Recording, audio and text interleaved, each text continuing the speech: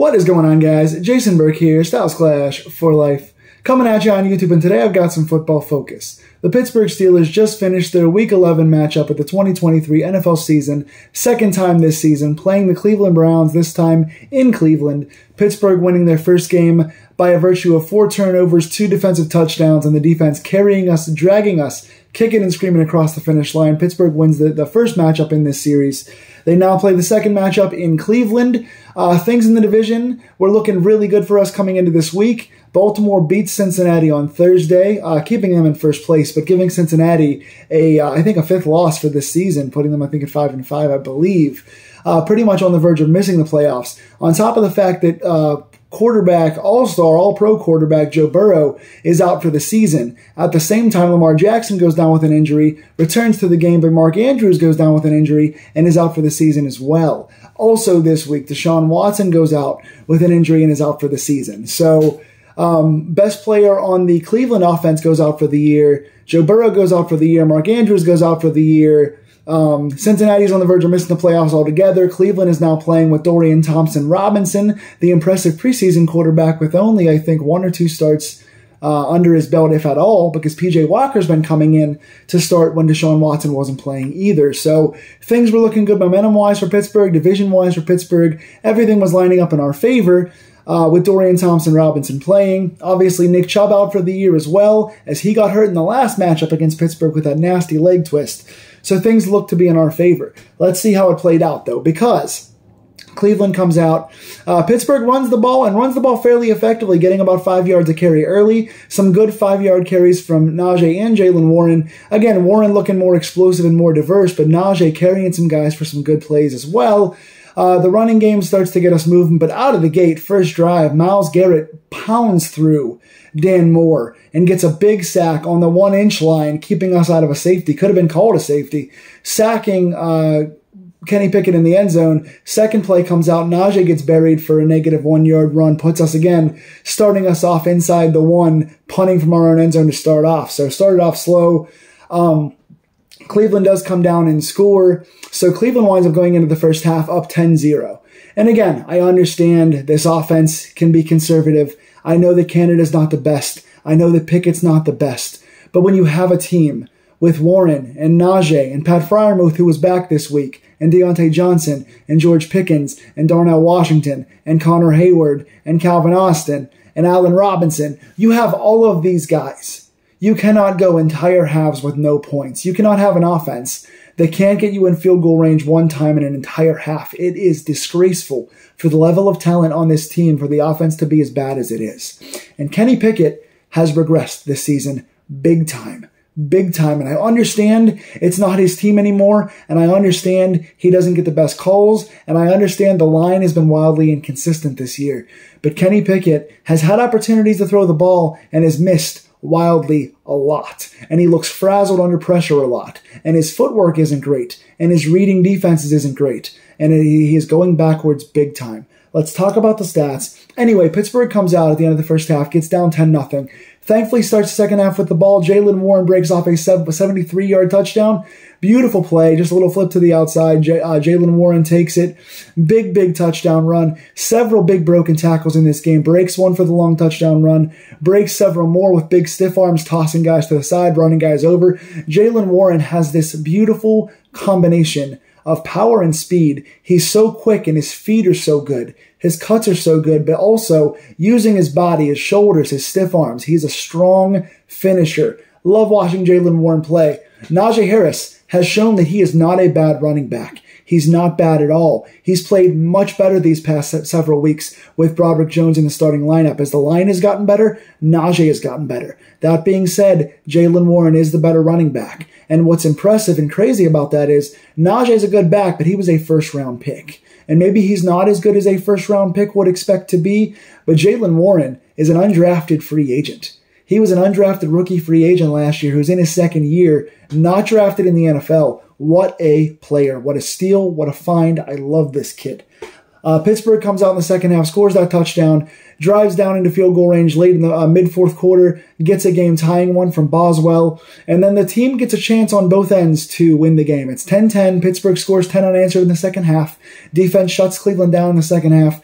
Pittsburgh gets a chance on offense to come out, and they only need like 39 yards to get into Boz's field goal range. 39 yards, run the clock down, get the game-winning field goal. Pittsburgh does this all year. 6 come from behind game-winning fourth quarter drives this year, and Pickett's got the most in the last 2 years of any quarterback. You think it'd be kind of right along the lines for us. No, 3 bad passes from Kenny Pickett. One's behind the guy, one's over the guy's head.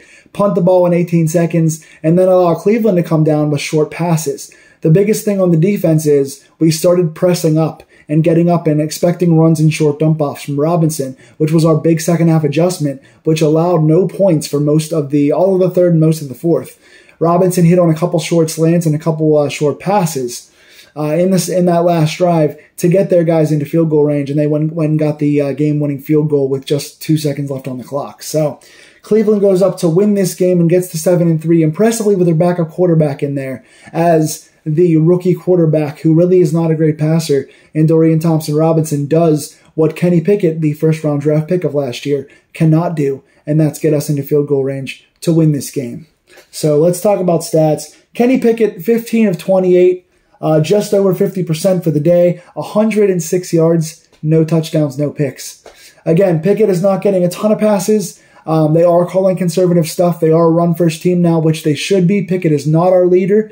Right now, it is Najee and Jalen in the old Pittsburgh running scheme. But when Pickett's gotten his chances, he has not hit on these throws. He missed a deep shot to Pickens downfield. He missed over Deontay's head. Deontay did have a couple short drops today, but Pickett overall in the last 2 weeks, and really largely for the last 4 or 5, has looked really, really bad. And all he's got to be is a game manager now. With this running game and the line getting better, all Kenny Pickett's got to be is a guy who's a game manager who can hit the short throws, and he has not hit those throws.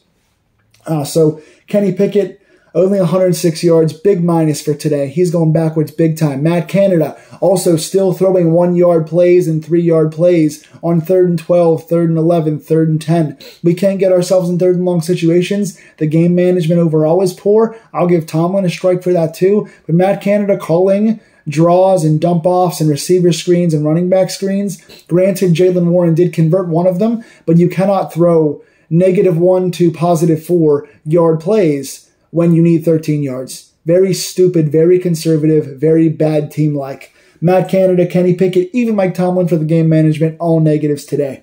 Jalen Warren, biggest positive of the entire team, but especially the offense today, just 9 carries. Just 9 carries. 129 yards, 14.3 yards a carry, and a touchdown, including that 73-yarder. That is the 3rd consecutive week that Jalen Warren's been over 100 total yards, and the 2nd consecutive week Jalen Warren's been over 100 rushing yards. Also had a nice 14-yard pass reception, too. He's doing it all. He's picking up blitzes. He's running great. He's catching the ball. He's making guys miss. He's converting on key plays. Jalen Warren's our best player right now, as crazy as that is to say. Najee Harris falls just short of 4 yards a carry in this game. I think just 3.9, but 12 carries for 35 yards. Again, not a ton of carries. For a team where Najee's been picking things up and Warren's been a game breaker, just having 21 carries is not great. Najee up around 4 and Jalen Warren at 14.3. Get this guy more touches. Get this guy more. If Kenny can't throw deep and you're going to be conservative anyway, give it to Jalen Warren more. Use him more in the passing game. Split him out wide. See what you can do. George Pickens is our receiving leader. 4 catches, just 38 yards. Made one really nice play that was very behind him. He turned and made a nice catch. The deep ball, they were looking for him on. Pickett missed him by about 20 yards. Deontay Johnson, just 2 catches for 10 yards. He was a game breaker his first 2 weeks back. He was a getting open every single play kind of guy. This week he had just 2 catches. Did drop 2 short plays. Wouldn't have gone for a whole lot of yardage, but still would have been nice to have. Dropped 2 that he shouldn't have dropped. When you got 2 catches, you can't have 2 drops, so I give Deontay a negative as well in this game. But we didn't use guys sitting down in zones like Cleveland did. Cleveland's best players today were like David Njoku, who even had 3 drops. He had a bad game overall, but he still made some short plays. Cooper did well. Elijah Moore did well at just sitting down, either doing, Cooper was doing a lot of like short comeback routes, and Moore was sitting down in the zone, and they were just finding little like 7 to 10 yard outs where they were just beating our inside linebackers and our slot corners in the first half. Pittsburgh found a big loophole for it in the second half, getting more pressure and playing up front. But overall, Cleveland did the stuff we could not do today on offense. So offensive line gave 3 sacks up. 2 of those were Dan Moore on Myles Garrett. Dan Moore had a bad game. He gets a minus today, but you know what? Dan Moore's played pretty well overall and much better since Broderick's come in. And Myles Garrett's a top 3 outside linebacker, along with like Nick Bosa and TJ Watt, obviously. I think Myles Garrett's in that top 3, so he's a hard guy to watch out for. But he did bully Dan Moore today, so Dan Moore gets a negative. Mason Cole didn't play the best either. He gave the 3rd sack up, and he was a little bit off today, so I'll give him a minus as well. But 3 positives, 2 negatives for the offensive line. Defensively, only 13 points given up, 10 in the first half, 3 in the second half. You can't feel too bad about it. Landon Roberts, 11 tackles. He was a leader today, playing without Holcomb for the year, playing without Quan Alexander for the year, playing alongside Michael Walker, who just got brought from the practice squad as our starter. Landon Roberts, 11 tackles. He was everywhere. He was all over the place, playing the run game, playing the tight ends pretty well today, causing some drops, was playing physical in his coverage game, which is not his strength at all. Got outside on some screens to make some tackle, rallied to the ball. He played like a maniac today. 11 tackles. Great job of Landon Roberts. TJ Watt got a sack today, the only sack. I was about to give Watt and Highsmith negative points because Highsmith's only pressure was a unnecessary roughness call, which I think was BS, but he hit the quarterback high, they said. So no pressures from him. TJ Watt only had 1 pressure, but it was a sack. So they didn't get enough pressure. When you're playing a young, inexperienced quarterback who's not a great passer, you really want to contain the edge so he's not rushing, and you want to bull rush and get a lot of pressure. And we didn't get enough pressure. When you're playing against a young quarterback like that, you want to get back in the backfield and make him make throws quick and get the team into 2nd and 3rd and longs with sacks and penalties. And we didn't get enough of those today. So that's a problem. But Watt gets a sack. He is on fire this year. Chandon Sullivan played well today. He had a couple tackles on the running back. He had a good slot play that he stopped a conversion, and he got a pick off of a tip ball. The ball was too high for a Cleveland receiver, high and behind. Sullivan goes and gets a diving pick, and then gets a 3rd down play later on. So a couple nice plays from Chandon Sullivan. I give him a positive today. Also, I want to give shout-outs to our 2 guys who were called up. Trenton Thompson was called up to start today.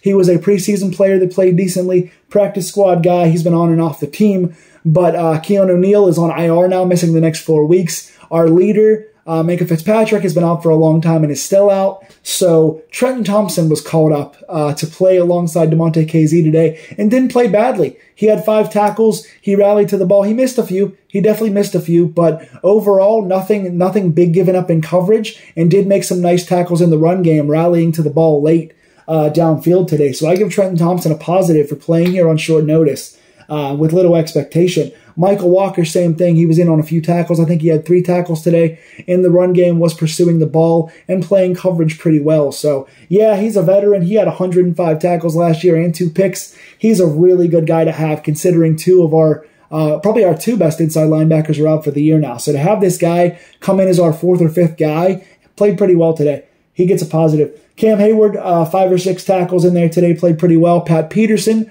had a couple nice deflections and tight coverage today. He gets a positive as well. So defensively, not a bad game overall, 13 points. You would hope the Steeler offense can score more than 13. Today they could not. Special teams, Boswell 1 for 1, plays well. Calvin Austin not doing a ton in returning. He's only had 2 nice returns all year. Hasn't played bad. He's been very average. Just wanted to point that out, that he's not really the game breaker that I hoped he'd be on special teams, but he has taken a couple back for decent returns. Really just 2 that stood out to me so far this year. Hoping to see him get more room to return in the future. Boz 1 for 1, plays well. Presley Harvin, 9 punts, 355 yards. Yeah, 9 punts. I said 9 punts. Ridiculous. 9 punts, 355 yards, just a 39.4 average. 4 of the 9 were inside the 20. Had 1 really good one. I think like a 52 was his high today. Also shanked 1 off the side of his foot. So 1 really good one, 1 really bad one, and the rest were just kind of average to slightly below average. So not Harvin's best game. He'll get a minus for this game. But yeah, Pittsburgh rallies from 10 down in the second half. Jalen Warren carries the team. The run game shines, but Kenny Pickett really failed us on offense. The play calling failed us on offense. And defensively, we just couldn't, in spite of our second half adjustments that were positive, the communication was just bad. We also had 2 timeouts called because we had too many guys on the field, which meant communication was off. And again, when Holcomb and Quan and Minka are all of our play calling guys, and our 4th guy now has the play calling helmet on, that's an issue. So discipline on defense and being able to catch those zones in short slants were a problem for us today. So Pittsburgh loses and falls to 6-4. Still not in big trouble. That's still a solid record for the AFC. We're still in the playoff hunt right now. I think we have the 6 or 7 seed right now. And Cleveland may very well lose more games. I don't think Cleveland's going to continue to win with Thompson Robinson in spite of the fact they got a good defense. So I don't think we're in bad shape, especially with our divisional injuries, but we have to get healthy ourselves. We got a lot of injuries too. So we wind up not playing for our division lead for the next few weeks. We're playing for a wild card spot, which is what you don't want to see in Pittsburgh. What do you guys think? Who stood out to you positively and negatively? Tell me in the comments below, and please like, share, and subscribe if you like these Steeler deep dives, and I will see you guys next week. More movie reviews, more poetry, and more Steeler reviews coming soon. Go Steelers. Let's get back to business next week.